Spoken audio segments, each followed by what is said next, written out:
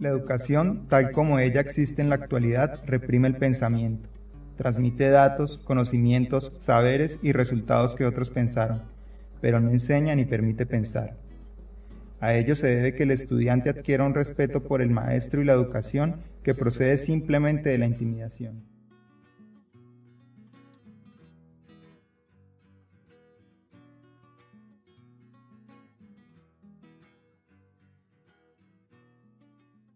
Porque uno no puede educar a los hijos para que sean esclavos de nadie. Eso decía. ¿Qué más decía sobre la escuela? Decía que la escuela era una fábrica de borregos, que la escuela era una fábrica sí, de obedientes, ¿sí? Que en la escuela se aprendiera a obedecer, no a pensar. Yo sí recuerdo todo lo que decía. ¿Y hoy en día cómo elabora? Él tenía, como todos él tenía un cierto fanatismo, ¿no? A él le fue muy mal en la escuela, su experiencia con la escuela fue muy traumática. Medellín. A él sí, a él lo echaron de un colegio, y fue una cosa muy humillante. Además él lo declararon retrasado mental para poderlo echar.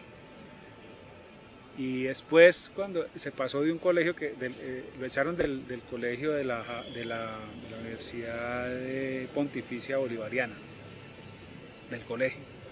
Y él se fue al Liceo de Antioquia, que era un colegio público. ¿Sí? Eso fue... Ahí conoció con la Rubla y con todos ellos. Sí, donde conoció con ellos.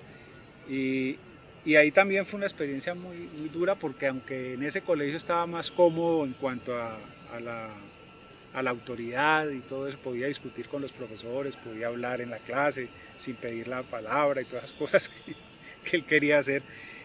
Él decía que los profesores no estaban en condiciones de enseñarle lo que él quería aprender, que no tenían cómo, y que él quería aprender filosofía, pero el profesor de filosofía no sabía filosofía, ¿sí? Entonces no le aguantaba las discusiones, no podían hablar de los mismos autores porque el profesor había leído menos que él, era una cosa muy complicada. Pero entonces esa experiencia tan traumática con la escuela le produjo una versión un poquito pues patológica, ya, una cosa pues de su vivencia personal. Y eso generalmente no permite pensar con serenidad y ponderar realmente el tema, sino que se volvió pues un fanático contra la escuela.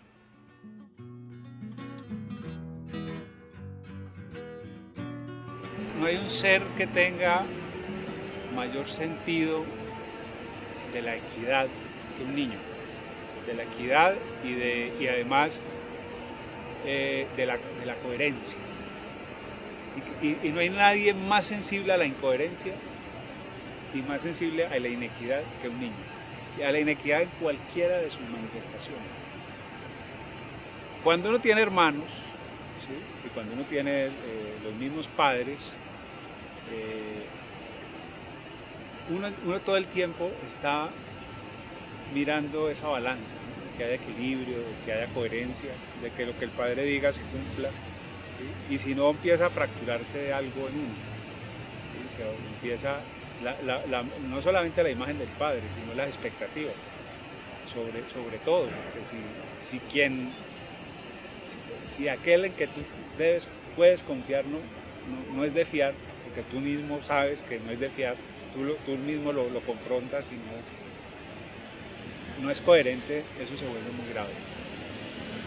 En mi caso, yo tenía como padre a un ser que trataba de ser coherente y que lo trataba de hacer conscientemente, ¿sí? Eso lo exponía más a cualquier incoherencia. Si eso hubiera sido algo algo que hubiera surgido de una manera más espontánea, digamos, más tranquila, seguramente las incoherencias no habrían sido tan evidentes y tan crasas, ¿sí? Cuando tú postulas que tú eres un ser coherente y que tú exiges coherencia y exiges y estás dispuesto a eso, te estás exponiendo, porque todos los seres somos incoherentes. Si tú has planteado que que no se debe, que la violencia está out, ¿sí? Que esa es una manera de tratar las cosas, que todo se debe conversar, que si tú tienes un problema con tu hermano no puedes llegar a las manos con tu hermano, porque esa no es la manera. Y luego esa persona que te está diciendo eso, que te está educando de esa manera, te pega y se sale en un momento dado, se sale de sus dominios y de su racionalidad y actúa exactamente de la manera contraria a todo lo que te ha tratado de decir de cómo debe ser. Ahí se produce una lesión grande de credibilidad. Y ahí hay una incoherencia que hace ilegítimo todo lo que te plantearon. A eso me refiero. ¿Y ejemplos de coherencias en tu proceso? ¿Coherencias? Ejemplos de coherencias, por ejemplo, en cuanto a la relación con el dinero, por ejemplo. El dinero no importa. Y nunca importó. Nunca. En lo más mínimo. Yo creo que cada vez menos. Es una cosa compleja, contradictoria. Ellos eran coherentes en eso, pero yo sí quería tener cosas que por ese tipo de postura nunca pude tener. Y nunca pudimos tener como familia, ¿no? Para mí, para mis hermanos, para algunos de mis hermanos no era un modelo a seguir. No era visto como una gran virtud desdeñar el dinero, precisamente porque la familia no es la que educa, porque la educación es una confluencia de muchísimas cosas. Nosotros estábamos en una familia donde eso era así y había coherencia, pero estábamos en una sociedad donde eso no era así.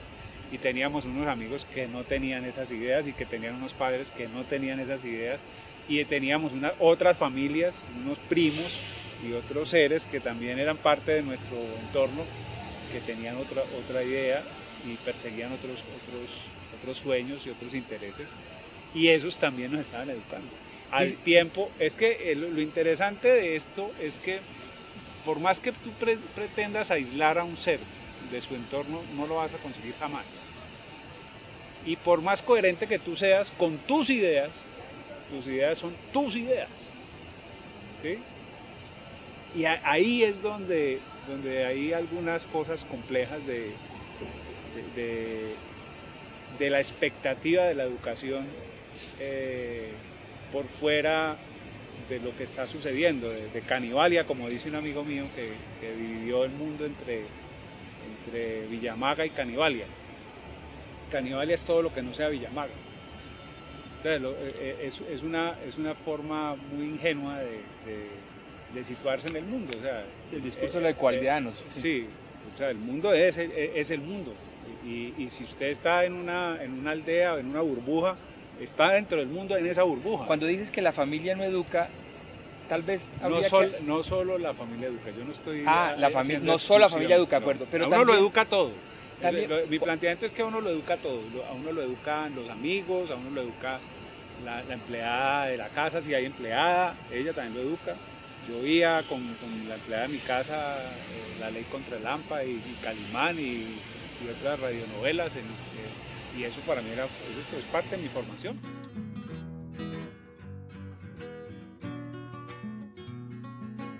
La austeridad es algo que es un principio que yo tengo. Yo soy un ser austero. ¿Aún cuando eras publicista? Sí, siempre he sido austero. Y eso lo tenemos muy claro. Otra cosa es que desdeñe el dinero.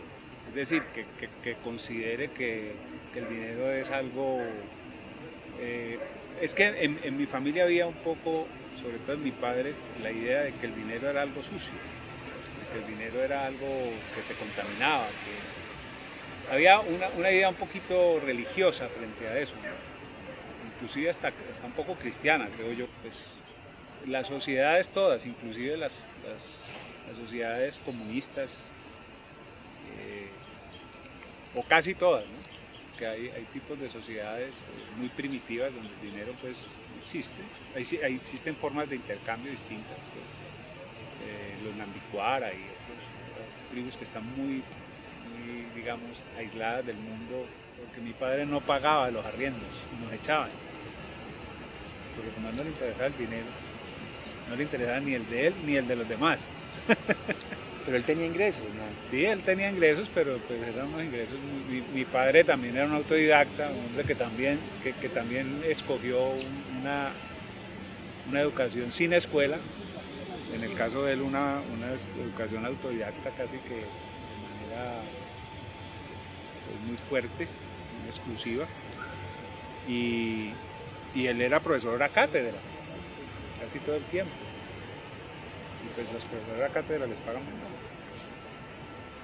Y él tenía muy buenos Antes, gustos. ahora y en el futuro también. Y él tenía muy buenos gustos, le gustaba comprar buenos libros, le gustaba comer bien, le gustaba tomar bien. Entonces la plata del arriendo estaba en un muy cuarto lugar. En la infancia fuimos unos judíos errantes, tuvimos 17 casas en 14 años. Y eso a mí me producía una zozobra, como no tener un lugar, no tener un sitio de donde a uno no lo echaran, ¿sí? Porque siempre eran casas de alquiler. Mi padre nunca tuvo nada, nunca tuvo una propiedad, nunca tuvo coherente con su idea de que no había que ser propietario, nunca tuvo ninguna propiedad. Pero eso a nosotros nos parecía duro, ¿no? Tener que estar yendo de un sitio para otro, trasteándose a veces 2 veces en el mismo año. Eso era duro, y entonces siempre pensé, y pensamos todos, que debíamos tener una casa. Todos son mis 2 hermanos y yo.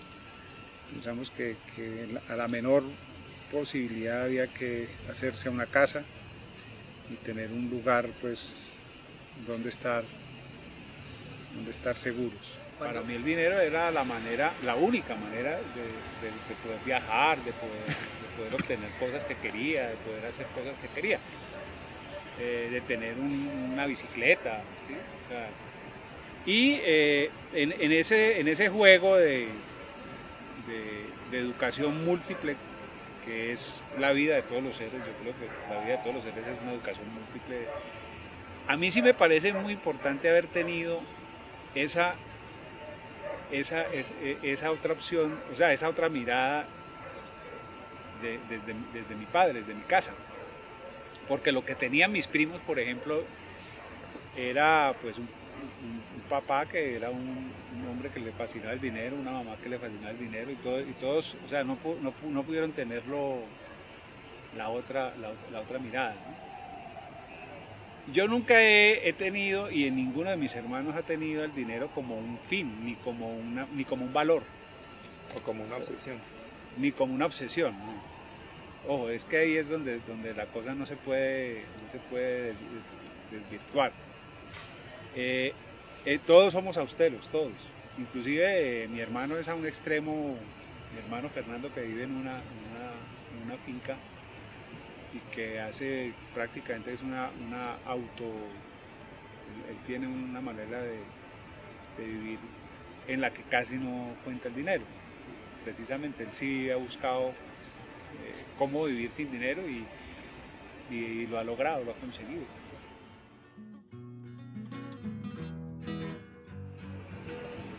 Yo tengo 2 mamás, entonces tengo que hablar de las 2. Tengo la madre biológica, con la cual viví muy poco tiempo, porque mis padres se separaron cuando yo era muy niño, tenía 5 años.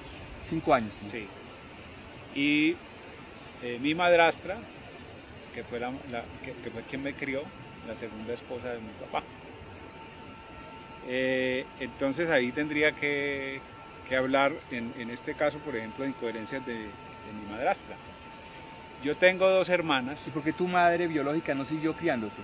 Porque mi padre se quedó con nosotros, con los hijos.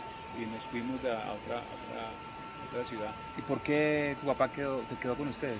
Pues yo no sé muy bien, pero ellos lo acordaron así.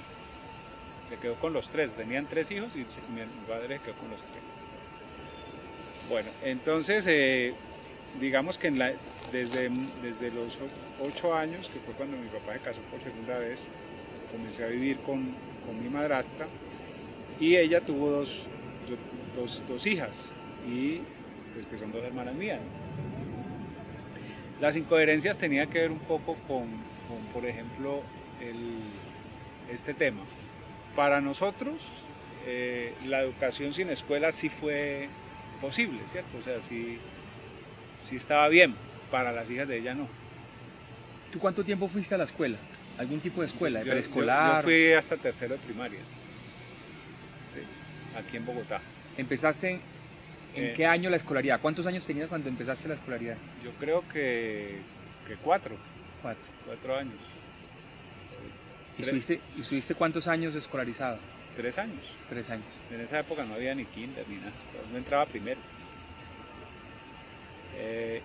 Y en tercero fue que, pues yo estaba en tercero, mi hermano en segundo y mi hermana en cuarto o en quinto, fue que decidieron que no teníamos por qué volver al colegio. ¿Quién decidió? Pues mira, yo no tengo un recuerdo muy claro de eso, pero yo creo que fue mi padre el que decidió eso. Que él nos iba a dar una educación diferente en la casa, y a partir de ahí pues no fuimos más al colegio. ¿Y estaban aún en Bogotá? Estábamos en Bogotá, sí. Nosotros estudiábamos en el colegio de la Universidad Libre, que queda en un barrio que se llama Normandía. Ahí estudiábamos. Y fue el único colegio donde estudiamos. Cuando dices estudiábamos, ¿quiénes estudiaban? Pues mi hermana mayor, Silvia, mi hermano Fernando, mi hermano menor Fernando y yo. ¿Ustedes? Silvia, ¿cuánta diferencia de edad hay entre Silvia y Fernando y tú? Silvia me lleva 2 años y yo le llevo 1 a mi hermano. Entonces llegó la segunda esposa de tu papá. Sí. ¿Llegó ya con hijas? No. Entonces, pero las hijas que tuvieron, esas sí las mandaron al colegio. O sea, tuvieron una educación muy distinta a la nuestra. ¿Y qué separación hay de edad entre tú y tus hermanos menores? Con la mayor de ellas, creo que 8 años. O sea que tú cuando empezaron a hablar de que ellas fueran al colegio, ¿tú qué edad tenías? Yo tenía como 12 años. Y yo no iba al colegio, y ellas ya sí fueron al colegio. ¿Y qué pasó en ese periodo de tiempo en que no llegaron tus otras hermanas menores? Donde no estaban tus hermanas menores, ¿cómo era la maternidad que tú recibías? ¿Qué era el tipo de maternidad que tenías? No, pues era ahí pues era una cosa muy, como no íbamos al colegio, había pues muchas actividades en casa, pues, como de lecturas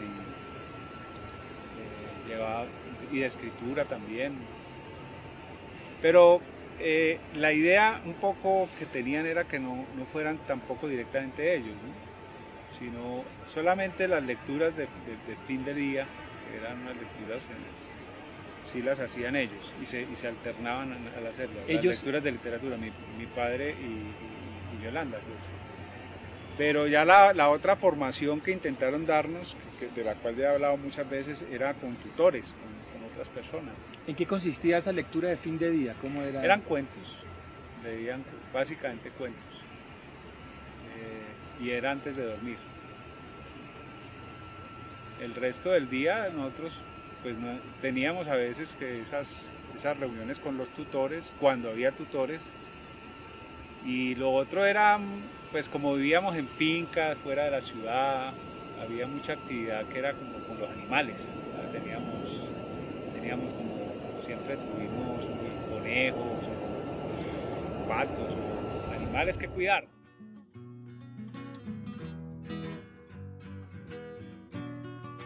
Cuando uno es educado de esa manera, tampoco tan experimental, además porque tenemos que mirar también el contexto de la época. En esa época, estamos hablando de los años 60, este tema no era un tema ni siquiera conocido, creo yo, ni se planteaba. era una cosa muy experimental. Y nosotros los que estábamos siendo educados así, pues, nos miraban y también nos mirábamos a nosotros mismos como bichos raros. O sea, no era fácil cargar con eso, porque pues los primos, los amigos, o sea, todos los niños somos una comunidad, ¿no? de seres y nos buscamos en las mismas edades, siempre. Y pues y es una comunidad de intercambio. Había una gran curiosidad nuestra de saber cómo eran los otros niños y cómo eran las familias de los otros niños y cómo funcionaban. Y también de ellos por saber cómo éramos nosotros. Desde luego que nosotros éramos los raros, ¿no?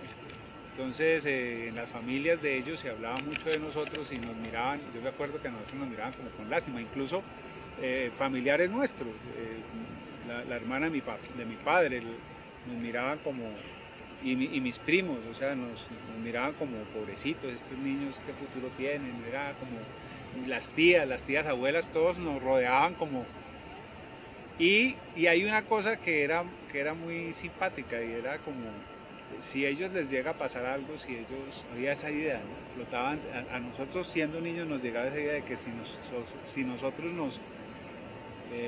nos perdíamos, ¿sí? si nuestras vidas se malograban, era una responsabilidad de mi padre, específicamente. A él lo responsabilizaba toda la familia y muchos de la gente, mis vecinos, los papás de mis amigos, de que cualquier cosa que nos pasara a nosotros, que éramos el objeto de esa experimentación, pues la responsabilidad recaía sobre él. Era una cosa así. Sigue sucediendo de manera similar, ¿no? Sí, pero en esa época era una cosa más fuerte, más había mucho señalamiento y seguramente para él era muy duro cargar con eso, ¿no? Y eso le produjo seguramente una culpa una culpa que nosotros alcanzábamos a leer, y esa culpa nos producía mucho miedo, ¿no? Porque una culpa a tu papá. Sí. ¿Y ustedes cómo alcanzaban a leerla? Alcanzamos a leer porque cuando un padre siente, mejor dicho, los niños son unos lectores fabulosos de todo lo que ocurre. Y uno sentía que cualquier cosa, pues cualquier tipo de matoneo, por ejemplo, de burla hacia nosotros, de niños, porque nosotros éramos distintos, él se sentía muy responsable de eso y se sentía muy mal. Y eso lo leíamos nosotros. ¿Cómo reaccionaba él frente a ese tipo de situaciones? Pues de dos maneras, o con agresividad. ¿Hacia quién? Y se enfrentó en algunas oportunidades con padres y con personas que nos ridiculizaban, inclusive con la familia, de una manera muy fuerte, muy radical, hasta cortar su relación con su hermana, por ejemplo, y prohibirnos ir allá y dejarse de hablar durante años por ese tipo de, pues por esa intromisión, que era una intromisión pues que estaba hecha desde una postura distinta frente a nosotros, ¿no? Nosotros leíamos que éramos el objeto de una controversia y de un debate, que además a veces no era un debate que terminara de la mejor forma, y eso tenía, digamos, efecto.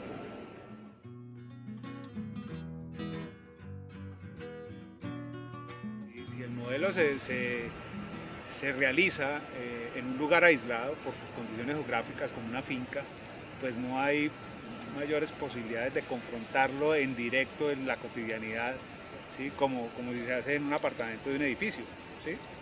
O en una unidad residencial donde los niños van a estar confrontando lo que están recibiendo como educación con la que reciben todos sus amigos. Inclusive hubo algo duro en ese sentido, teníamos muy pocos amigos en el periodo que vivimos en casas de campo. No teníamos amigos realmente, éramos los hermanos y los animales que teníamos ahí, la vida. Entonces, esa situación también es vista por nosotros un poco más adelante, por lo menos por mí, que es finalmente quien puede, desde la experiencia que puedo hablar, también como un poco de temor a la confrontación al modelo, ¿sí? A mí me parece que había un temor ahí de que el modelo fuera confrontado y una idea que a mí me parece muy poco afortunada de que una educación distinta es preservar a la persona, de evitarle aquello que yo considero malo. Hay algo que es muy difícil de aceptar, y es que la educación como yo la veo, la educación sin escuela como yo la veo, es una, y todo tipo de educación es una educación imposible de aislar del entorno. O sea, tú no, por más sueños que tengas, por más comunidades alejadas que logres construir, finalmente el mundo es un solo mundo, y tú estarás ahí, y tarde o temprano tus hijos se van a relacionar con él. Pero lo más grave de todo, y ahí es donde yo considero que hay que tener muchísimo cuidado, es que aquello que tú consideras nocivo para tu hijo puede no ser nocivo. Y ahí hay una cosa de autoridad, ahí hay una arbitrariedad que inaugura de algún modo escoger, porque finalmente quienes escogen son los padres, que esto no y que esto sí, y poner también en la línea de decisión al niño es una arbitrariedad, porque el niño no tiene elementos para decidir. La experiencia tuya estaba caracterizada por una búsqueda de aislar, de aislar, proteger de las cosas que tu papá creía que no eran convenientes para ustedes. Pues no solamente eso, pero sí se dio eso, ¿no? en parte. Precisamente yo creo que la búsqueda de lo rural tiene que ver con eso. Y finalmente durante muchos años de la infancia estuvimos muy aislados. ¿Sí? ¿Cuántos años sientes que estuviste aislado y estuvieron aislados? Pues yo creo que más o menos entre los 9 y los 14 años y los 13 años. ¿Sí? ¿Qué pasó? Que es una época muy importante de un niño, ¿no? Entre los 8 y los 14 años. Es una época muy importante, porque es una época en que un niño más socializa con sus amigos. Y yo creo que eso pesa, ¿no? Yo era amigo de los amigos de mi papá. Eso es duro. El crecimiento de una criatura de cualquier especie es con sus pares, ¿no? La competitividad, la amistad, la fraternidad, eso es con los pares. O sea, ¿qué es la amistad de dos niños? La amistad de dos niños es una forma de aprender juntos y de darse recíprocamente para vivir, para gozar, de disfrutar juntos, también de combatir, de amarse, de odiarse. Todas esas cosas son la amistad, y entre más numerosa sea esa amistad, yo creo que mejor para todos, porque tenés una paleta de seres mayor, tenés una polifonía de voces, o sea, estás en un entorno más amplio que te permite también ver el mundo de muchas más maneras. Esa idea de que usted esté allí, que yo le voy a dar la verdad revelada y lo voy a preservar de este mundo hostil y canibálico donde todo se está destruyendo, y esta perversidad, eso es, yo creo que paradójicamente, más nocivo que benéfico.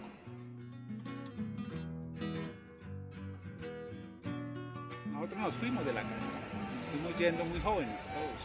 Primero se fue mi hermana Silvia a los 14 años. ¿Se fue en qué condiciones? Se vino a vivir con mi mamá a Bogotá. ¿Por qué dejó de estar allá? Por conflictos con mi papá. Y yo me fui a vivir a una granja de un amigo de mi papá. Me fui de la casa y mi hermano se vino a vivir con mi hermana aquí. ¿Sí? Entonces o sea, te estoy diciendo todos a los 15 años y antes de los 15 años. Entonces ya nos metimos al mundo ya solos, otra cosa. ¿Sí? Y yo ya no volví a vivir con mi papá nunca más. Cuéntanos un poco de esas sensaciones que mencionas como ahora empecé a vivir en el mundo solo. ¿Qué pasó ahí a los 14, 15 años? ¿Qué hacías? ¿Qué hacías? ¿A qué te dedicabas? Hice muchas cosas. Pues primero trabajé en una granja con Jorge García, un agrónomo. A los 14 años. A los 14 años viví con él un año. Después estuve trabajando en muchos oficios. Estuve trabajando en una droguería como mensajero, estuve trabajando vendiendo helados, hice muchísimas cosas. Después volví a trabajar con Jorge García él puso una editorial y me enganché ahí trabajé con él como hasta que tenía 20 años. Yo salí de la casa y entré al mundo laboral ahí mismo. ¿Sí? Y entré al mundo laboral siendo un niño, pues faltándome mucho tiempo para... A los 14 años. Sí, pero antes, cuando vivíamos en las granjas, también de alguna manera hacía trabajo, porque yo sembraba, yo cuidaba animales, yo tenía hacía trabajo y hasta obtenía utilidades por ese trabajo, porque yo vendía los tomates que cosechábamos y todo eso. Entonces, de alguna manera, desde muy temprano hubo una actividad laboral, que y creo que era más tiempo, sobre todo después de los 11 años, era más tiempo en la actividad laboral que en cualquier otra cosa. Y la actividad laboral era fundamentalmente atender animales y una huerta grande. Hoy entonces, ¿lo recuerdas como algo excesivo o como algo grato? Grato. Algo grato, algo que me gustaba hacer, ¿no? De hecho, pues tengo todavía, pues no tengo animales porque no puedo, pero tengo todavía pues mucho gusto por todo lo que sea sembrar y todas estas cosas. Pero si uno mira entonces el modelo, si se le puede llamar así, porque no era un modelo, era una experimentación que no tenía ningún tipo de planeación, ni tampoco ningún tipo de evaluación, ni tampoco ningún tipo de ensayo y error, corrijamos esto, ¿no? Era una cosa que era absolutamente experimental y que pase lo que pase, ¿no? Pero estás diciendo que tu papá nunca reflexionaba sobre la experiencia, no, o sea, nunca decía... Nunca, o sea, él decía, por ejemplo, no, esto hay que hacer una contraescuela, porque estos muchachos ya están en edad de meterse en una contraescuela. O sea, es decir, van a que vayan con otros muchachos a un proyecto educativo. Inclusive él promovió la creación de una, que se llamó Contraescuela Franz Kafka, pero eso, yo fui allá un día y me pareció... ¿A qué edad fuiste un día? A los 13 años. Y me pareció desastroso. A los 14 sales de tu casa. ¿Cómo sigue la relación con tu papá y tu mamá después de los 14? Pues nos alejamos mucho. ¿Durante cuánto tiempo? Nos alejamos mucho, pues aunque pues, teníamos cierto contacto, nos veíamos una vez al mes o menos. A veces pasaban meses sin que nos viéramos. Yo ya me hice como a la idea de que yo tenía de que mi vida la tenía que asumir y tenía que tomarla en mis manos y que era yo el que tenía que enfrentarme a la vida y así. ¿Y por qué esa sensación como aparentemente a tan temprana edad? ¿Por qué? Porque yo veía que en la casa no había ninguna opción. Yo tenía que, además yo creo que ya como estábamos en una edad ya tan compleja que es la adolescencia y pues no había como opciones laborales ni opciones de nada. Mi padre en ese momento no tenía sea, la contraescuela fracasó. Yo no quise ingresar a eso. Entonces era como darme cuenta que el modelo era como hasta ahí. O sea, si era modelo, pues, o la experimentación era hasta ahí. Yo no iba a aceptar seguir en esa cosa pues que tan poco clara. Entonces yo prefería estar afuera y enfrentarme al mundo yo mismo. Y eso hice. ¿Qué hacían los otros jóvenes, preadolescentes, niños de 14 años Pues con los que tenías vínculos? ¿Qué hacían a los 14 años? Iban al colegio. Todos iban al colegio. Y seguían en el colegio. Los que no iban al colegio eran pues pelados que estaban muy mal. ¿Sí? Pero en términos generales todos iban al colegio y seguían en el colegio, estaban terminando sus bachilleratos. ¿Muy mal en qué sentido? Pues yo tuve un par de amigos que estaban pues volados de la casa, ya estaban en la droga, estaban viviendo en la calle.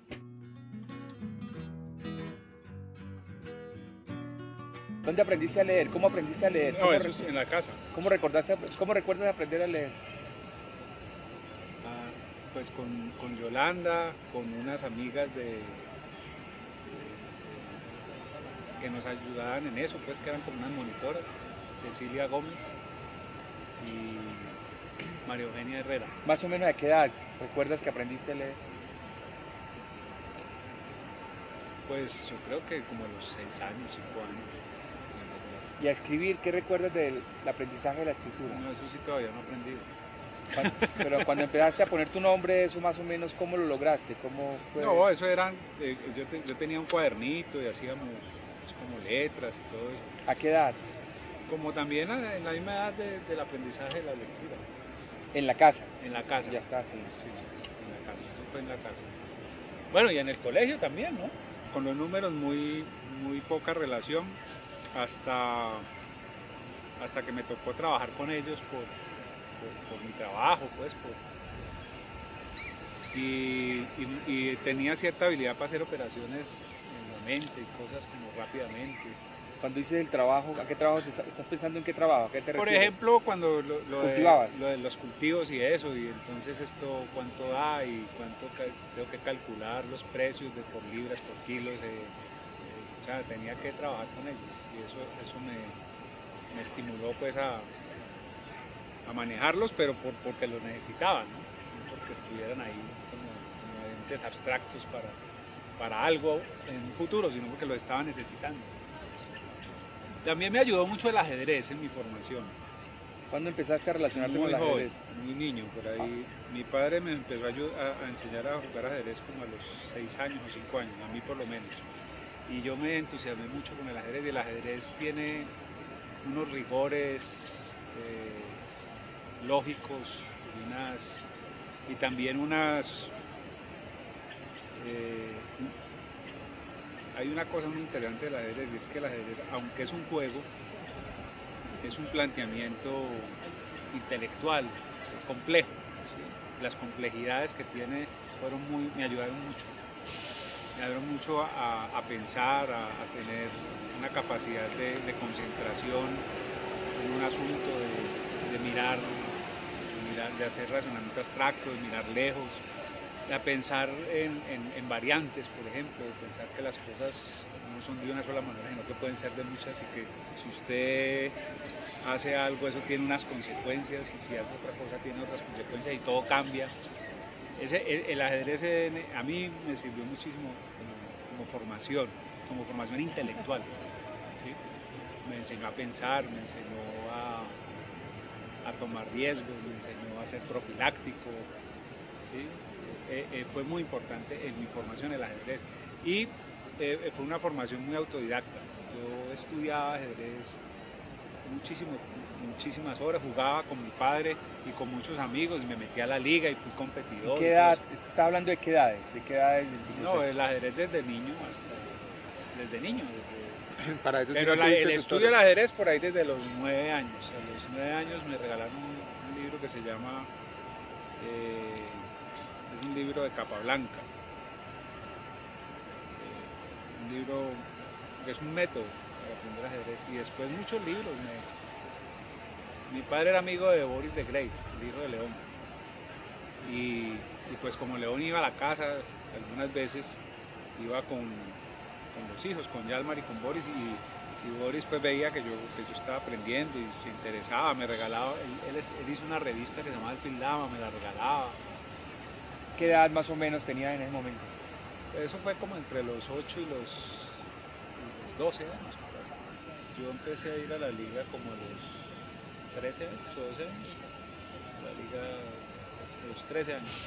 Del Valle. Del Valle. ¿Vivías en la Buitrera? ¿Dónde vivías? Vivíamos, no, yo ya, bueno, al comienzo vivíamos en un sitio que queda yendo hacia Cristo Rey, se llama Lugano, una casa de campo. Y ahí empecé a ir a la liga y a conocer a los ajedrecistas, y me metí pues a competir en los torneos de mi categoría.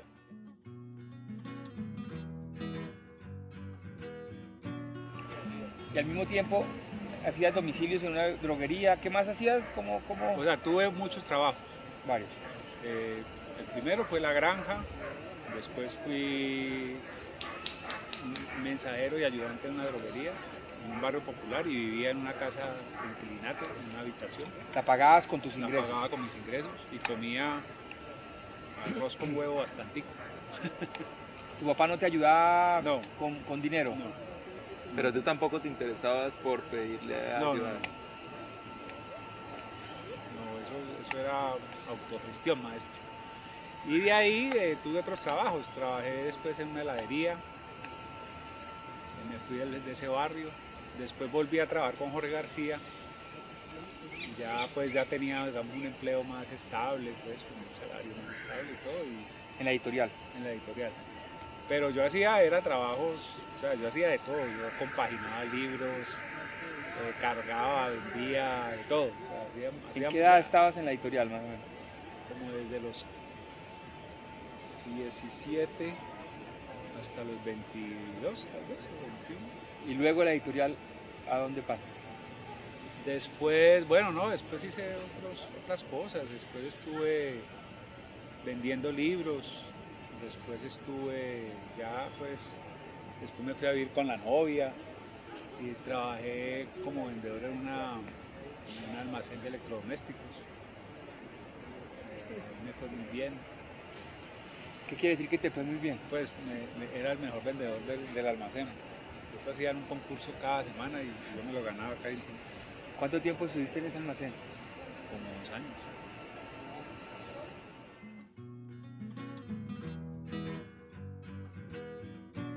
¿Cuándo empezaste a pensar en los títulos de la escolaridad? ¿En algún momento dijiste, ¿por qué yo no tengo un título? ¿Necesito un título? ¿Cómo ha sido eso? A mí muchas veces me